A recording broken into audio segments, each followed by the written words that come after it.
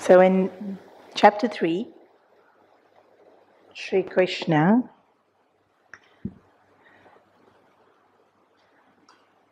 is talking about action, and there's a beautiful verse where he says that he himself acts even though he doesn't need to. So the chapter starts with Arjuna asking a question, Arjuna Uvacha, and he says, Jayasi chet karmanaste mata buddhir janardana tat kim karmani gore mam. So Arjuna is asking Krishna in chapter 3, why are you making me do this horrible action? Gore is, the word sounds like what gore means, no?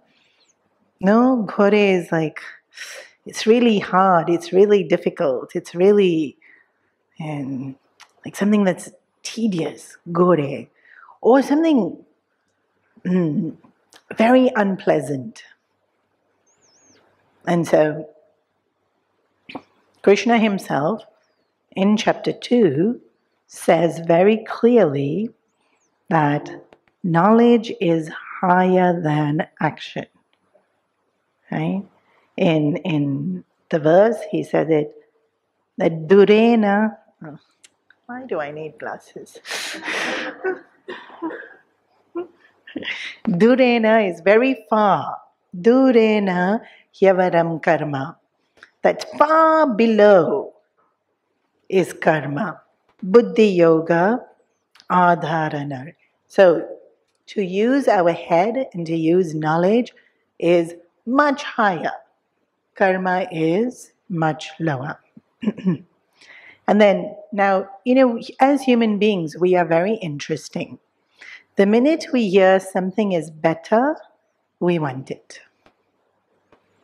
Yeah. So, something will get advertised. Like, who even knew what kale was, 12 years ago? And then suddenly it gets advertised as a superfood. What is this superfood? Isn't food all nutritious? Doesn't it come from Mother Earth? Isn't it how we eat it? But suddenly this became a superfood and it got advertised, and suddenly everybody wants kale. Suddenly for Bhiksha, kale salad, and then kale chips. They're not chips.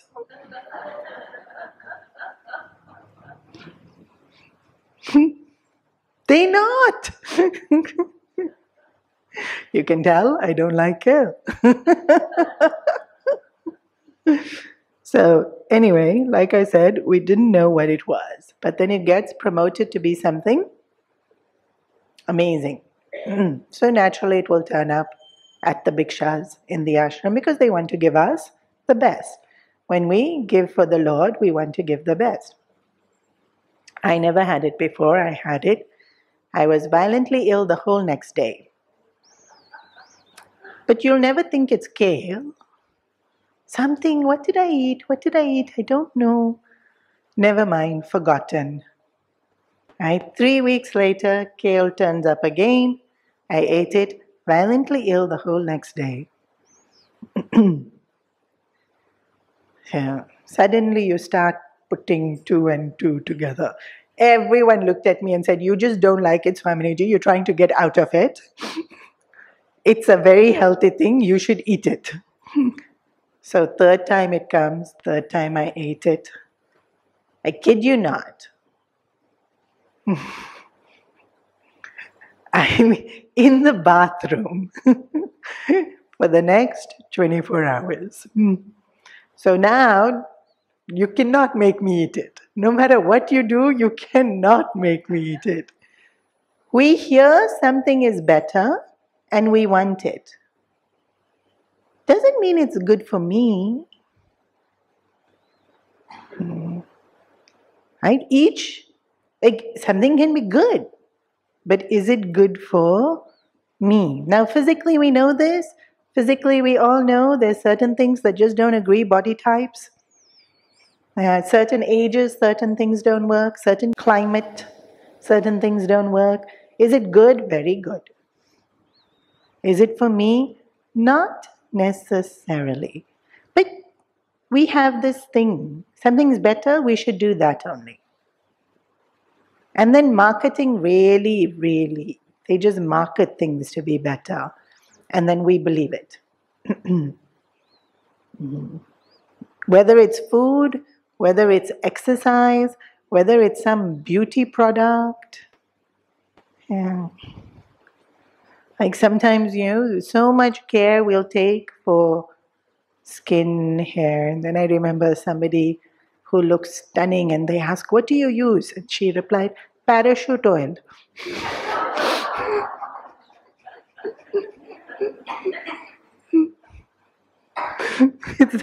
Or Pond's cream, And other people spending significant amount of money on something that is organic and natural and antioxidant, and this. Is it good? Sure.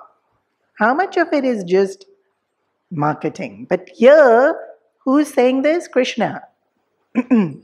What's he saying? Buddhi yoga is far superior to action. And then in the very next breath, he tells Krishna, act. Now that would irritate you, right? You're saying this is better, but you're telling me to do the one that's not better. You're basically saying I'm not the best.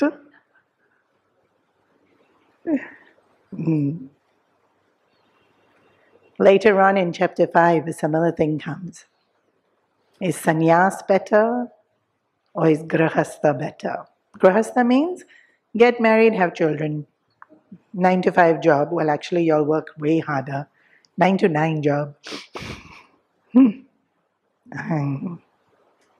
Whether you're married or not. If you're accumulating in the bank account, it's grahastha. You're having to go to other people's birthday parties, engagement parties, grahastha. What is sannyas? Sit in the ashram quietly. Don't run after pleasure, fame, power. Which one's better?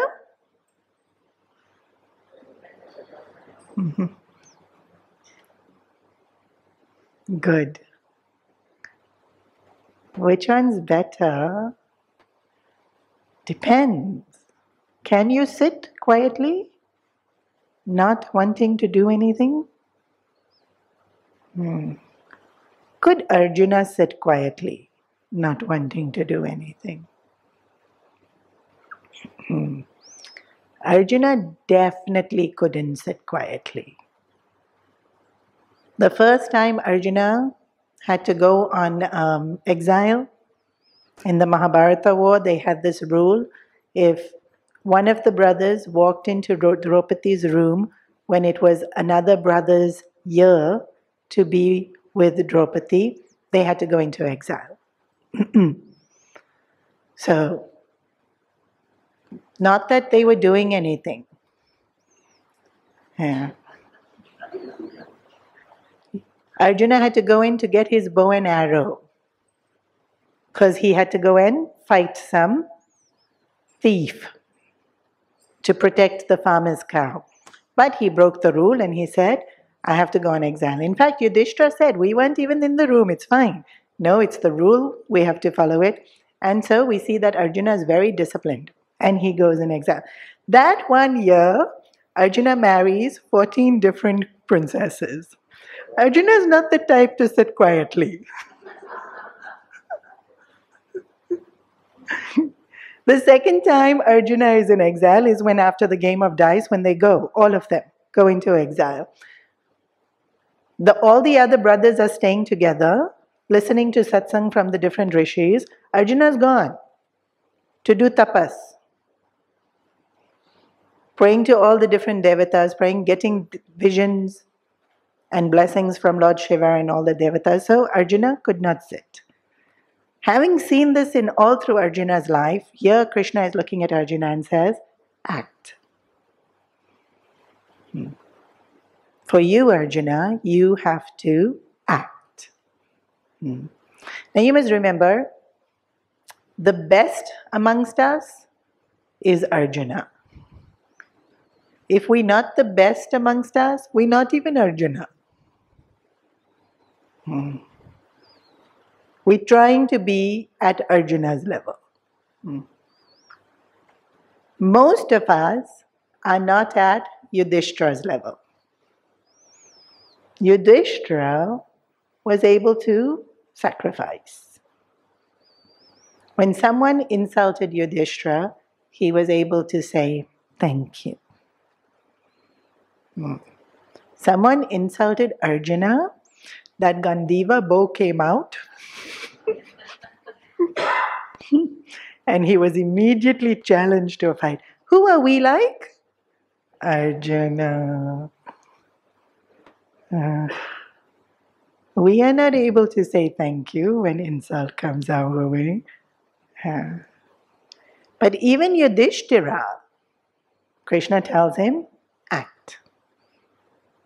Even Yudhishthira says, I don't want to. Why are you making me do this? Gora. Gora is the word, this horrible karma.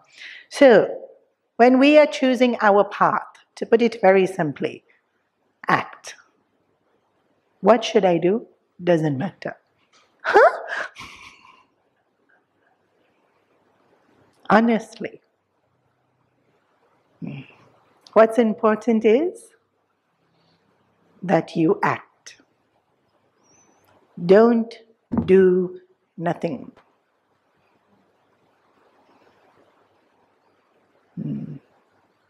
When? Always. And the biggest argument is, and now I don't know where the sticky is for that note, Krishna himself says, there's nothing I can gain in this entire universe. Everything's already mine. There's nothing for me to act. Everything's already mine. I still act. He doesn't need to. Everything's already his. Plus, when do we act? When we want something. Yeah. I like to ask people this question. What wakes you up in the morning? Huh? Desire. You've been listening to my class. Most people will say coffee. Coffee wakes you up in the morning. Or bathroom. Bathroom wakes you up in the morning. Basically, desire. We have desire. We act because of desire. Yeah. Krishna has no desire. But he still acts. So, what should we do? Act. Sometimes the action we have to do is very difficult. Here we see Arjuna's action is to fight the war. Very difficult. Yudhishthira after the war has to rule the kingdom. Very difficult. Everybody's gone. All your resources are depleted. You have to build from zero. Very, very difficult. Draupadi loses her 5 sons in the Mahabharata war. She has to act. Anything happens to our kids, we know how we feel. Anyone who loses a kid, it's unthinkable. If you've not gone through it, even if you've gone through it, it's unthinkable. Draupadi loses 5 in such an incredibly unjust way. They killed in their sleep. Next morning, what is asked of her? Go be the queen. Yudhishthira is getting coronated. The kingdom needs you. These are the circumstances where Arjuna is saying, what you're asking from me, Why? Why, Krishna, you asking this from me? Why are you wanting me to do something that's so hard, so difficult? Now let's think of our lives. Some of us might think our lives are as difficult. And genuinely, many of us do go through incredible challenges. Some of us, fortunately, our challenge is not so drastic. But we still feel. We feel the same sentiment that Arjuna is feeling. Why are you making me do this? Maybe it's a relationship. Usually it tends to involve relationships. Why are you making me do this? When it's such a difficult thing to do, why are you making me do it? Isn't Arjuna's question so nice?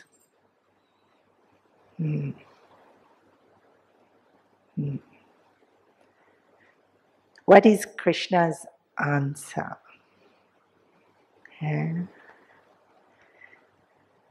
Krishna answers that action or yagna is kamadenu. It's the equivalent to our wish fulfilling. So two things he says. Sahayagya praja shristva. Why should we act? Because creation was created by action. And because you and I were created by action. And then, most importantly, Purovacha prajapatihi anena pratavishyas tvameva vashishta kamadukha. So kamadukha, as I mentioned also already, is a mythological figure. Well, actually, we don't like to use this word mythological because then it indicates it's not real. But just because we can't see something doesn't mean it's not real. Kamadhenu is a wish-fulfilling cow.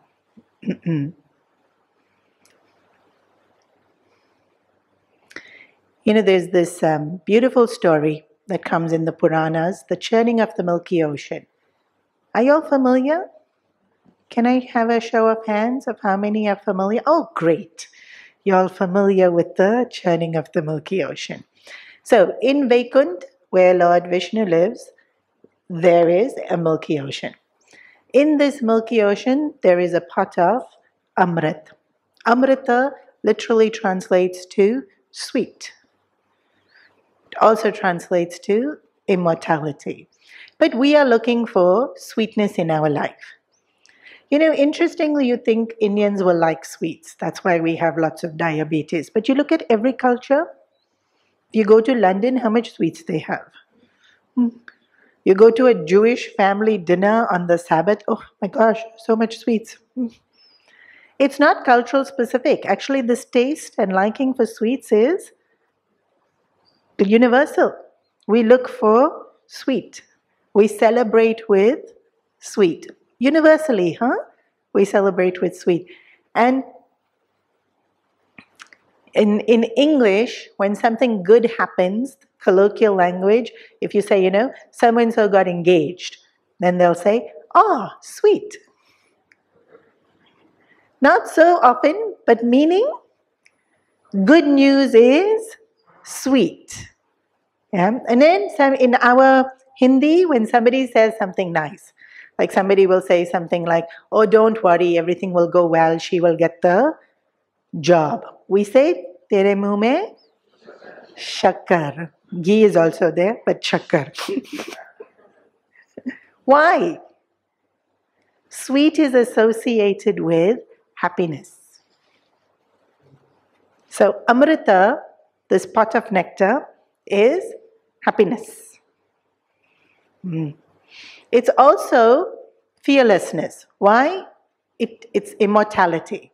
I can't be killed. So there's nothing to fear. All's well. I can't be hurt. So Amrita represents happiness. Amrita also represents free from fear. We can only be happy when we free from fear, right? Otherwise, fear taints our happiness. Like we get something and then we hold on to it too tight because somebody else can take it. And we can't totally enjoy that happiness. So even this word Amrit, it's so nice. The way we understand what it is that we truly desire. Happiness, fear, free from fear. This churning of this milky ocean is to get the pot of Amrit. Then the Devatas and the Asuras, your good guys and your bad guys, are churning the milky ocean using Vasuki, a snake and the mountain and a tortoise, and it's all very exciting. How many stories have all these interesting creatures in there, right? Firstly, milky ocean, tortoise, snake, mountain, all very nice. But more interestingly, this story of the milky ocean is creation theory because so many things come out of this ocean. Firstly, all the horses, elephants, cow, creatures. The creatures that populate this planet have come out of the Milky Ocean. So the churning creates creation. And then Dhanvantri comes out of the Milky Ocean. Who's that? Medicine. Yeah, all these, and actually in our scriptures so often it is said, food is medicine. In Sadhana Panchakam, very clearly it is said, food is medicine. And all our medicines, right, come from plants, flowers, roots, trees. What we eating?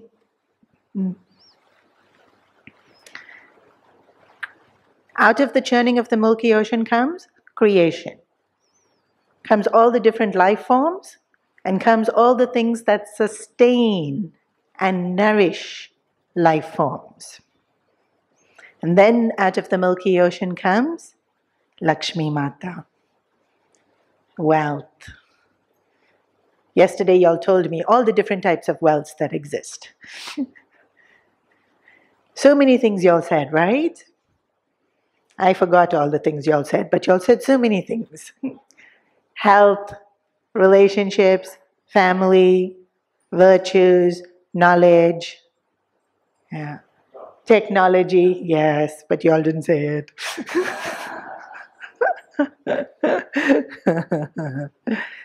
People are wealth. To run this temple, people need it. To run your home, people need it. To feel togetherness, people need it. People are wealth. Yeah. One of India's greatest wealth is our population. We get to India and we think too many people. Chup. This is a good thing. It's what gives India strength. The too many people, because people are wealth. It's the dynamic workforce. Yeah. Okay, so Milky Ocean. Wealth comes out. Lakshmi ji goes straight and sits at Lord Vishnu's feet. She knows where she is needed the most and how she is used the best. When wealth is used in the service of the Lord. Right? That's how it's meant to be used, in service of creation and well-being of everyone. It can benefit in every other way also. And then finally, this pot of nectar comes out. Now the whole story of the Milky Ocean is happening in our mind. Where's the Milky Ocean? Usually our oceans are all very salty water. How come this ocean is milk? Because milk is white, representing sattva. Our mind is made out of the sattvic elements of the five Panchamahabhutas elements. The sattvic aspects of the five elements. This might seem technical to you, and if you don't understand the technical bit, it doesn't matter. But basically, how are we made? Space, air, fire, water, earth. Everything in creation has rajas, sattva, and tamas. So space has sattva, rajas, tamas. Air has sattva, rajas, tamas. Fire has sattva, rajas, tamas. Y'all getting it? So all the tamasic aspects of space, fire, water, earth. I missed one. Air. Went to make our physical body. The rajasic aspects of space, air, fire, water, earth went to make our energy, prana. And the sattvic aspect makes our mind. So our mind is made out of sattva. What is sattva? Balance, peacefulness, love, joy, harmony, cooperation, understanding, acceptance. This is what our mind is made up of. Are we experiencing all these things? Of course. You have to be experiencing it because that's what your mind is made up of. You would have definitely experienced it. A sense of well-being, a sense of harmony, a sense of balance, peace. In fact, if we haven't experienced it, we can't go on for very long. And for sure you experience it every night when you fall asleep. Which is why you have enough energy in the next day to keep going. So you get a taste of it every night when you fall asleep. And that's what refreshes us, right? Good night sleep is what refreshes us. What refreshes us? Staying in sattva. Why? Because the mind was made out of sattva. So when the mind goes into rajas, it's going away from what it's meant to be, and it's a strain. That's when we get tired. When the mind goes into tamas, it's going away from what it's meant to be. That's when we get tired. So, churning of this ocean. What's the churning? Our fighting or our processing, our assessing, do this, do that. Want this, want that. We get conflicted even between what we want. Sometimes you're talking with someone and they've said something and you have such a clever reply. But it's a little bit insulting.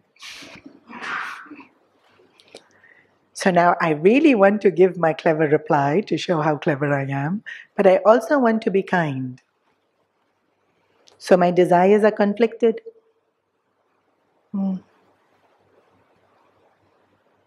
Happens all the time, doesn't it?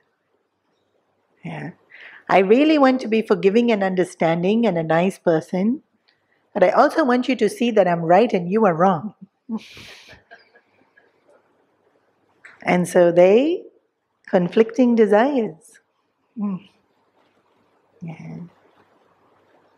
I really want to be devoted and feel connected to the Lord. I also really want to be popular.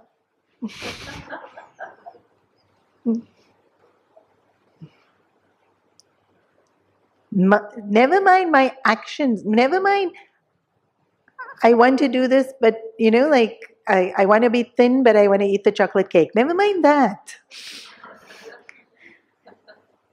That also is there. Plenty conflict in us with those kind of things, but more subtle.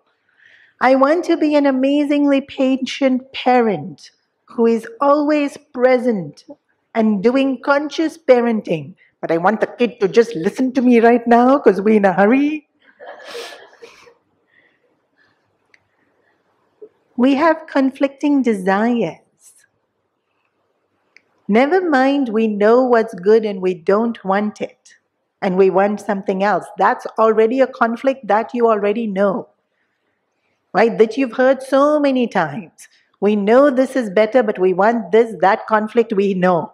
We are aware of. That churning is also happening in our mind. But actual desires are conflicting and we don't know which desire to give into. Which desire do I want more? This churning goes on in our mind. Yeah. One desire will be more sattvic. And then one desire will be more appealing in terms of grahastha living. And then that's the life you're living, right? So that's what you're seeing on your Insta feed. That's what you're experiencing when you turn up at your social gatherings. And so that conflict. How to get over this conflict? Act. Which one? Actually, honestly, it doesn't matter. How can I say that? One will be better than the other. Why doesn't it matter if which one you do? Because if you do the less better one, you learn. You'll suffer. You'll regret. And you'll come out of it wiser. And if you did the better one, you learn. You wouldn't have suffered. You'll feel so much gratitude. And you'll be wiser. Remember Krishna said, far higher than action was knowledge. But how to get to that knowledge? We can't get to that knowledge without doing action. And absolutely everything, even if you think of it from a very everyday point of view. We buy our wonderful phones. How to get knowledge of how to use it? Action. Use it. And then sometimes you don't know what you did.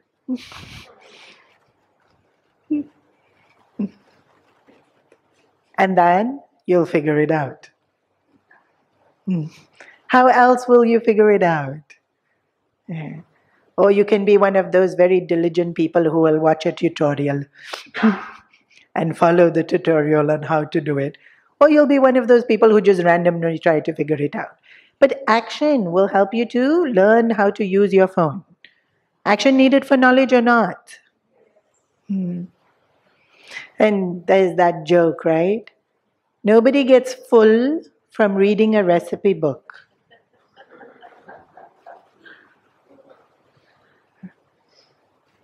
Today it's not recipe book. Nobody gets full from watching the YouTube tutorial on how to make whichever dish it is you want to make.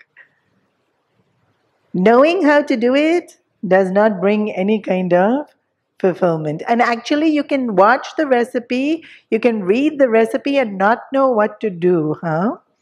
Because when you actually start doing it and then you're like, was it supposed to be like this? Why did this happen? Either it's overcooked or it's undercooked or it's burnt. Until you do it a few times and then you get so good at it. Action leads to knowledge, even just in a very everyday sense, right? Action leads to knowledge. What about when we get to know each other? I'll tease you about something and you laugh. And you'll tease me back. And then I'll think, oh, I've got a friend I can do banter with, and it will go back and forth and back and forth. Action led to knowledge. Now we have rapport. I tease you about something, you get very annoyed and don't talk to me for 3 days. Action leads to knowledge. Don't tease this one. With the other one, when I teased, we became closer. How will I know? How will I get to know you? Action, right? Action leads to knowledge. What knowledge do I want? What knowledge do you want? Ashoka. Remember? In our lives, what do we want? Freedom from sorrow. Freedom from fear. Now, how are we going to get there?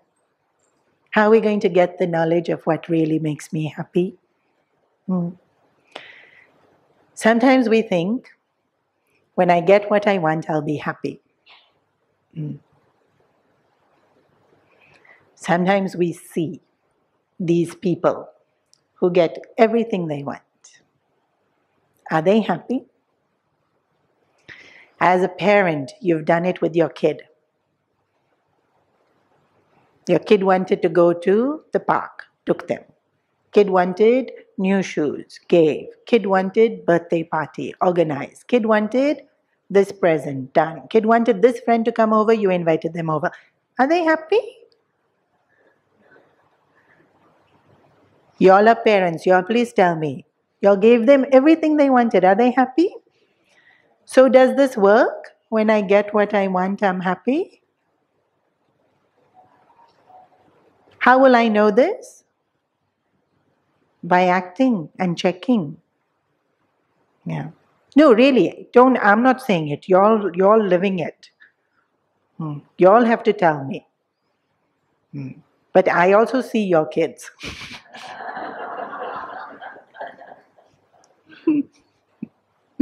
I practice yoga on a regular basis.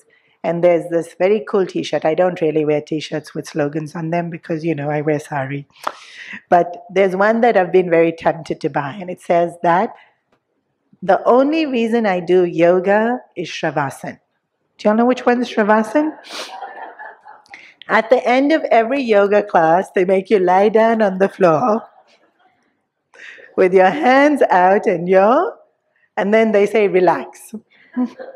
And you lie there for 3 minutes, and it's compulsory. It's a very important asana in yoga. It's actually very important to relax the body after you've worked it. Even in the West, when you go to the gym, they'll make you cool down. Right? You need to calm down the body after you've worked it. And Shavasana, the art of relaxing is actually very interesting.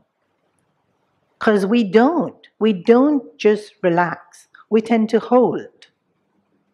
Yeah. Just unconsciously also, we tend to hold.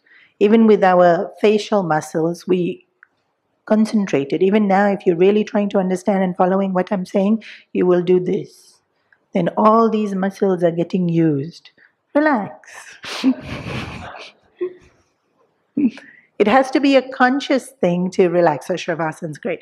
Now let's say sometimes, like I told y'all, I'm not the best at exercising. My yoga teacher will come and we'll start the class with 3 ohms because, it's an ashram. I know Om very well. And then afterwards she'll look at me and she'll say, what shall we do today? And sometimes I'm like, Shavasana? That's her reaction also. And we've never once done it. Because it won't be fulfilling.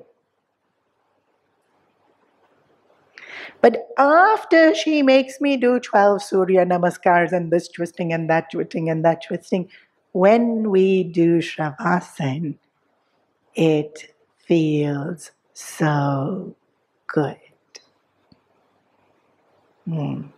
If I did it at the beginning, when you do it at the beginning, it doesn't feel good, right? After you've worked, it feels good. Why? If happiness is just getting what I wanted, it should have felt good in the beginning. Fulfillment doesn't come from getting what we want. Fulfillment comes from working for what we want.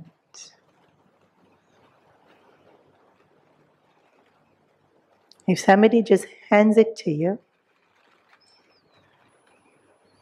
you don't get the same fulfillment. Fulfillment comes when we work for it. And this is beautiful. Sometimes we work for it and we don't quite get it. You still feel good. Huh? Wasn't I supposed to only be happy when I got what I want? No. You can work for it, you don't quite get it, and you still feel good. What does this teach us? Remember, action is how we get knowledge. What gives us happiness? Action. Working. Working is what gives us joy, fulfillment. Let's go back to my Shavasana example. Beginning of the yoga class, I haven't done anything. I lie down and I do Shavasana. Where does our mind go? Everywhere. End of the yoga class, I've genuinely sweated, which I really don't like to do, but the teacher makes sure I do. Now, lie down in Shavasana. Where's my mind? I didn't have to tell you. You yourself told me.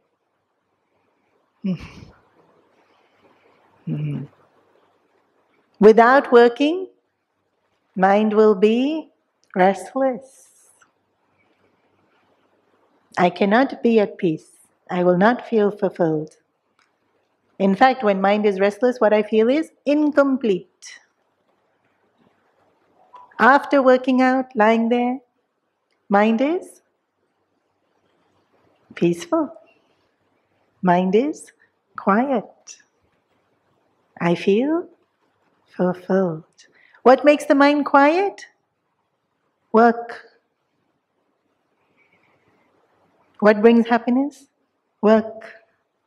What brings knowledge? Very good. Action. So let's go back to Arjuna's question to Krishna. What was the question? Why are you making me do this horrible action? I underline horrible. Because what you and I will say is, I'll act. This action I like, this action I like, this action I like. Don't make me do these actions. Whichever ones I don't like. Every job will also have. Imagine a nurse saying, yeah, I will give the patient the medicine, I will fluff the pillow, but I won't clean the bedpan. You can understand any nurse would want to say that, right? Who wants to clean the bedpans? So these actions I'll happily do, these actions I won't do. But that's not what's Arjuna's questions. Arjuna's questions, why are you making me do these actions? Which ones? The ones that are hard.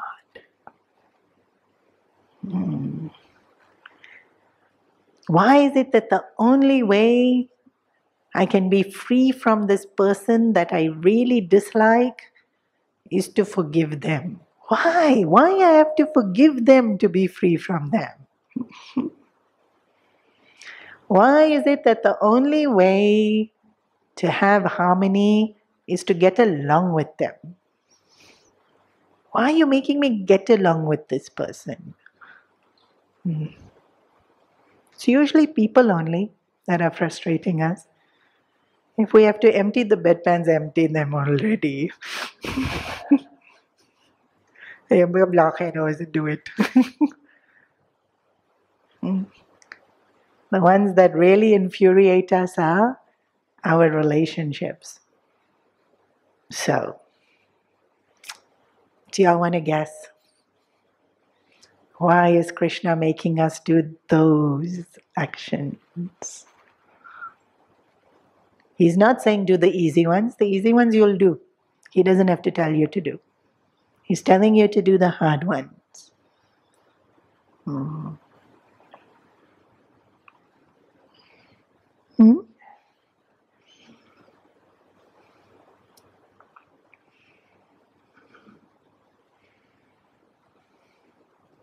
No?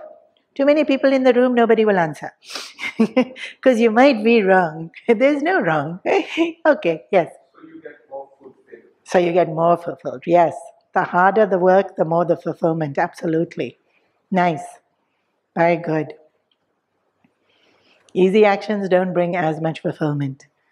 It's only the challenges that bring more fulfillment. And we do this, right? You'll see people who like to play Sudoku. Then next level. Why? Why we want to go to next level? It's more fulfilling. Even with these games, Candy Crush, whatever game you watch, Angry Birds, which ones are popular right now? Solitude. Is it called Solitude? Solitaire. Solitaire. We want next level, right? If I can get it easily, it's not exciting. The game's not exciting. I don't want to play it. The game's only exciting when it's challenging us. Social media uses this as well. If the movie doesn't create a reaction in us, we don't think, oh my gosh, that movie. That's why the movies have become more and more and more and more graphic, because to get that reaction from us. We get desensitized. So when something's simple, then it's not, doesn't give us a challenge. Very true. But there's another reason. A very, very important reason we have to do the difficult ones. One is to be more fulfilled. Swami Mitranandaji was here and spoke at the Assam conference. Did I say that right? ASEAN conference. Yeah. Doing wonderful work to help the Sanatan Dharma get recognized. He sent his speech. His first line was, every religion teaches us to go from human to divine. Okay? Every religion. What's the goal of every religion? For you to not fight with your husband? Is that the goal of religion?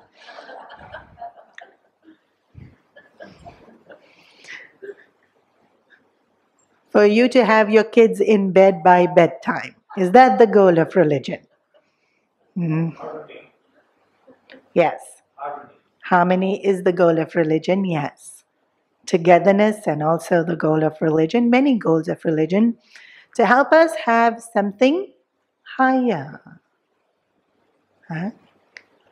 Otherwise, in the world, you have plenty. What they called? What coaches they are called?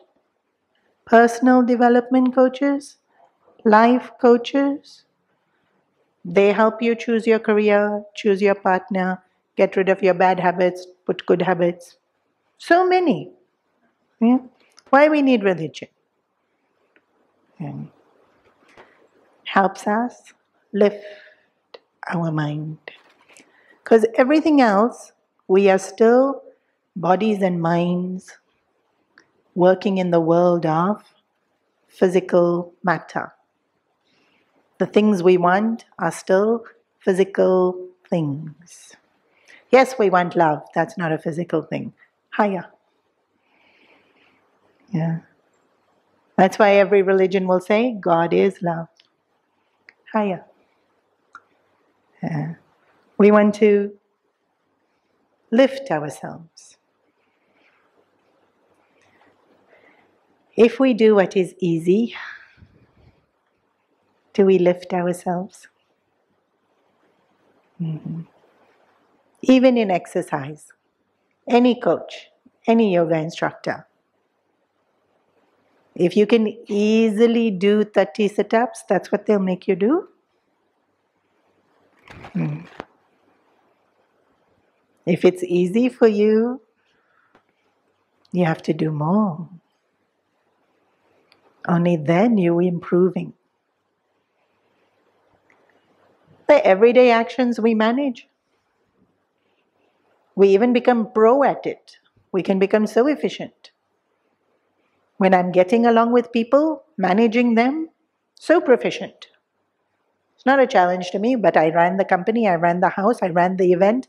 The event was a great success. Very nice. How fulfilled are you?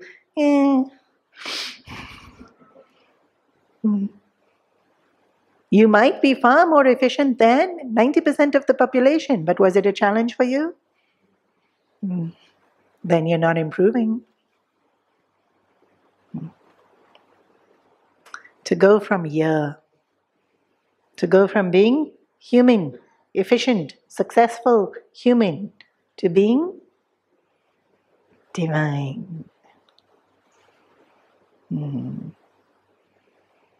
That's when we have to do the really difficult actions. That's when we practice forgiveness, learn compassion, sacrifice. Otherwise, the word sacrifice is too scary. This is why I don't come to spiritual talks. Don't tell me to give up anything.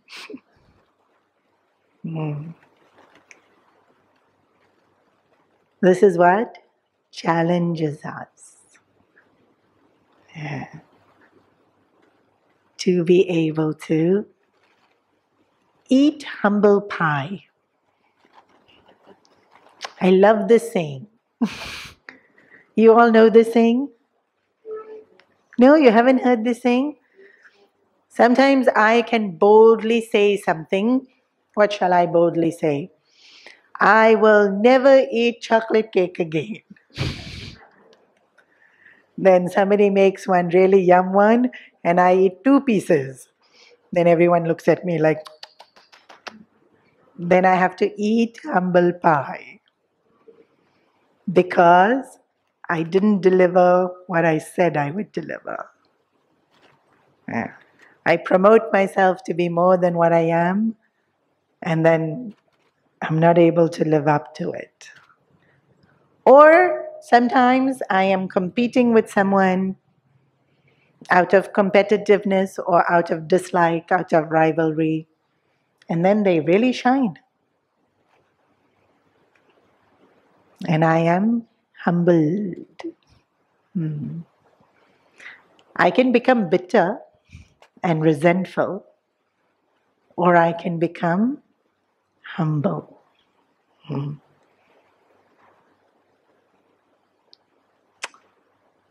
To be humbled is so beautiful.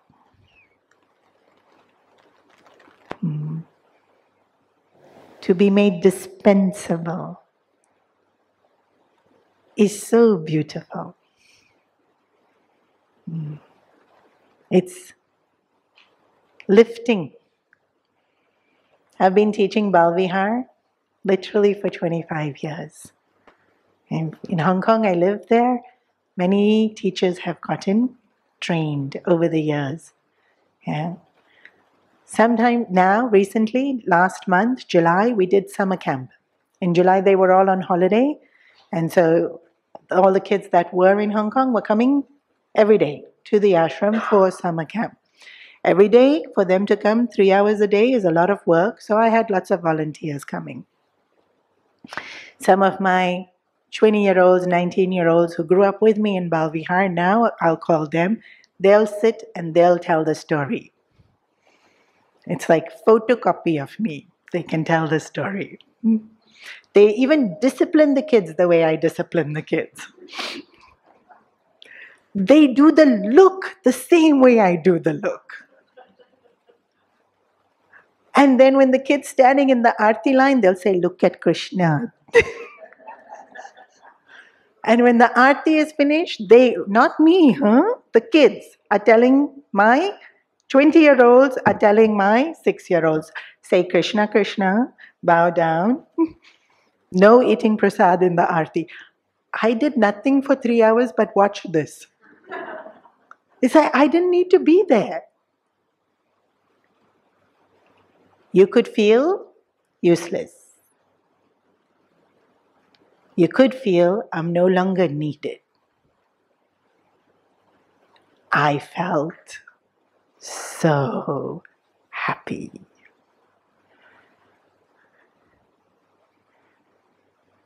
So nice if I am not needed. I can go have a cup of chai. The camp will work just fine. This is do what's difficult. What's difficult here? Let go.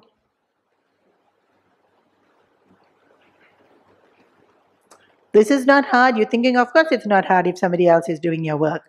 The kid will go home and who will they praise? They praise the 20-year-old. Now where's my praise? 25 years I taught, where's my praise? That's the bit.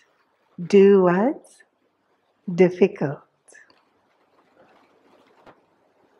Fade into the background and hold without getting praised. They didn't ask me my opinion. It's okay. Do what's difficult. They didn't ask me my opinion can really hurt. They forgot me can really hurt. As we age, all these things happen. And it can really hurt. To be forgotten. To be ignored. To be disrespected. We are eating humble pie. Do what's difficult. Enjoy being humbled.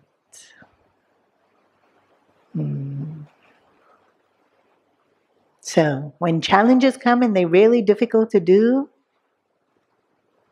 know that Krishna's smiling at you. He thinks you're ready. You've done the simple stuff. Now let's get started on the good stuff. You're already awesome as human. Now let's get started on divine.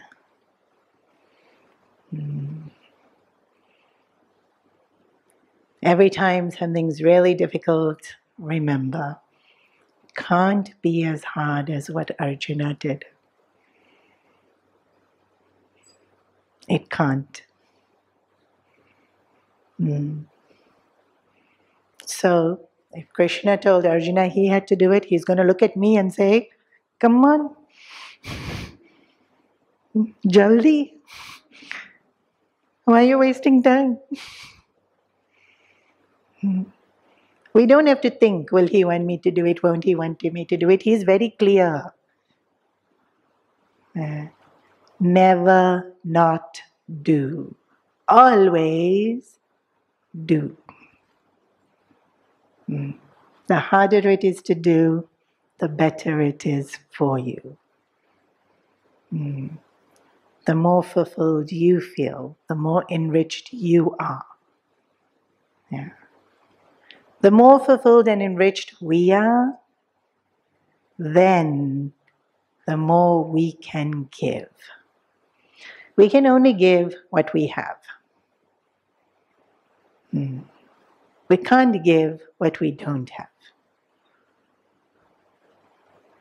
We can give fulfillment to others when we are fulfilled. We can give strength to others when we have strength. We can help others overcome obstacles when we have overcome obstacles. To be a beacon. This is why every year we celebrate Diwali, right? Each one of us are lamps, beacons, to help everyone else along the way. The more we do, the more we can give. Because the more we do, the more we have. So, Krishna answers very clearly, I'm not making you do. I am doing with you. This is also a very beautiful point to remember. Krishna didn't tell Arjuna, go fight the war. Krishna stood there as Arjuna's chariot driver and fought the war with him. There's so many scenes in the Mahabharata where Arjuna is fighting a really amazing warrior. Like when he was fighting Karna, when he was fighting Bhishma Pitama, when he was fighting Drona Charya. These are amazing warriors, and they would shoot so many arrows. So many of those arrows pierced Krishna. It's very clearly written in the scenes of the Mahabharata that Arjuna was pulling out the arrow. Krishna is pulling out arrows from his hand, from his leg, from his armor. Then Krishna jumps down and pulls out the arrows from the horses. Arjuna stayed in the chariot. He came back on top of the chariot and then they fight again. Krishna didn't make Arjuna fight by himself. He doesn't make us act by himself. He is with us as we acting. He takes the onslaught as we take the onslaught. And every time Arjuna got confused, Krishna guided. Every time Arjuna got despondent, Krishna encouraged. Every time Arjuna faltered, Krishna scolded. Do you know how much Krishna scolds Arjuna on that battlefield? He's there with him every step of the way. And at the very end, day 19 of the war, when they step off that chariot for the last time, Krishna tells Arjuna, you step off first. And when Krishna steps off, after the war is over, the chariot burns to ashes in a few seconds. Like this, poof, the whole chariot burns into ashes. And Arjuna looks at Krishna with this, why? During the battle, those great warriors threw such powerful weapons. Brahmastras and other weapons from the devatas, those weapons have to work. Plus, it is said that so many wives cursed Arjuna's chariot because they lost their husbands. And so Krishna says to Arjuna, for as long as I was on it, I held all of that at bay. But now that it's no longer needed, I've let it burn. When Krishna sends us into our difficulties, He comes with, He takes all the pain we're feeling because He's in our hearts, feeling everything we're feeling. He sends us beautiful messages of inspiration. He sends us loving people to comfort us. He sends us wisdom to guide us.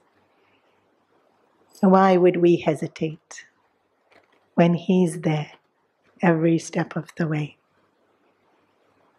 The harder the challenge, the closer He is. So we invoke His grace and keep acting. Never do nothing. There's always something we can do. I pause here for today. Are there any questions?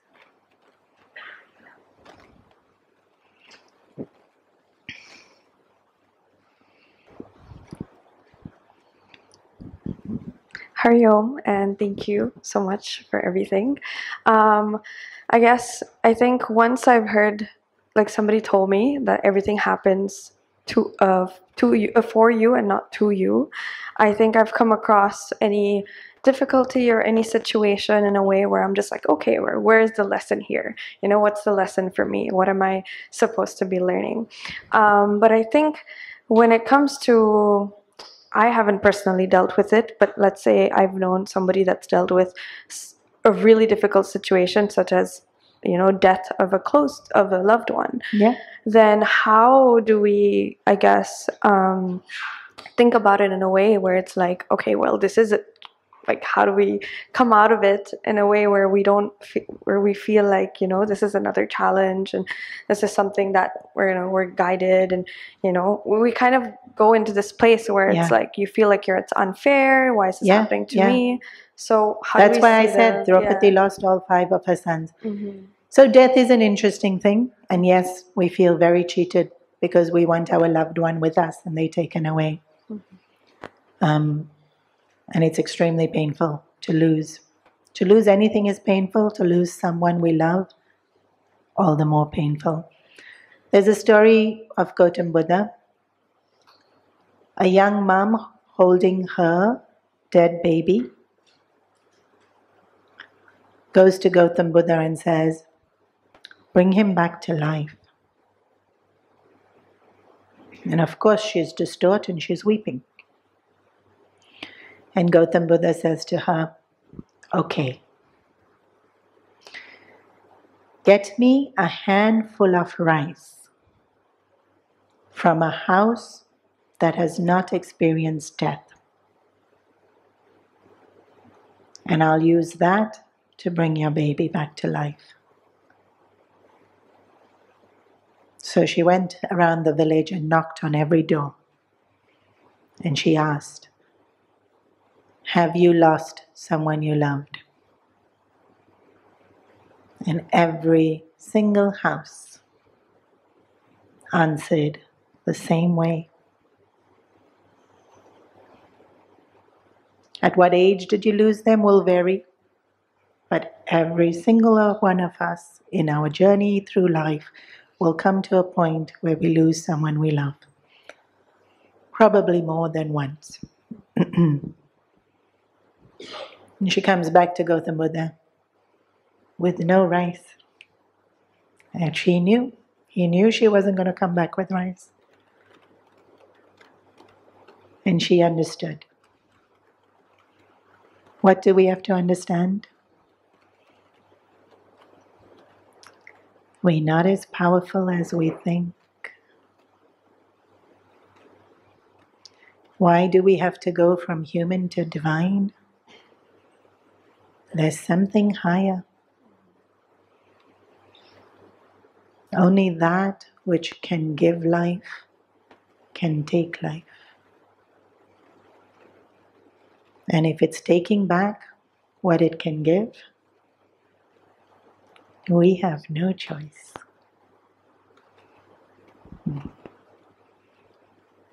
He alone gives, He alone takes.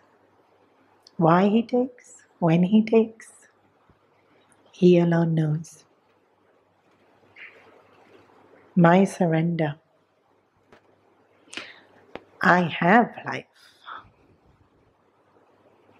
Every time I am reminded that it can be taken away, I am also reminded I have life.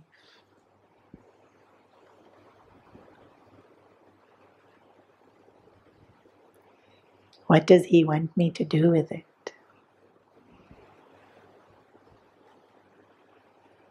The difficult things.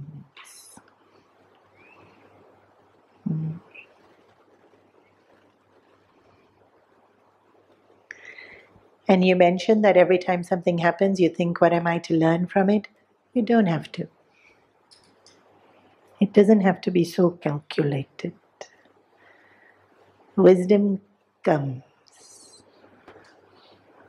Wisdom doesn't have to get figured out. You just keep acting, doing the very best you can, mucking up as much as you want. The wisdom will come. Because He comes with us. Even if we're not holding Him, He's holding us.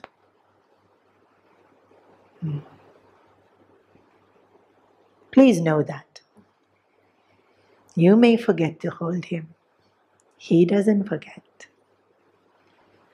He holds us.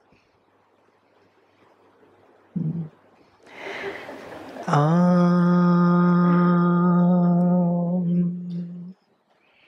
Sarve Bhavantu Sukhinah Sarve Santu Niramaya Sarve Bhadrani Pashyantu Ma Kaschit Dukha Bhag Bhavet Asato Ma Satkamaya Tamaso Ma Jyotirgamaya Mrityorma Amritam Gamaya Om Purnamat Purnamudachyate Purnasya Purnamadaya Purnameva Vashishyate Om Shanti Shanti Shanti Hari Om Shri Gurubhyo Namaha Hari Om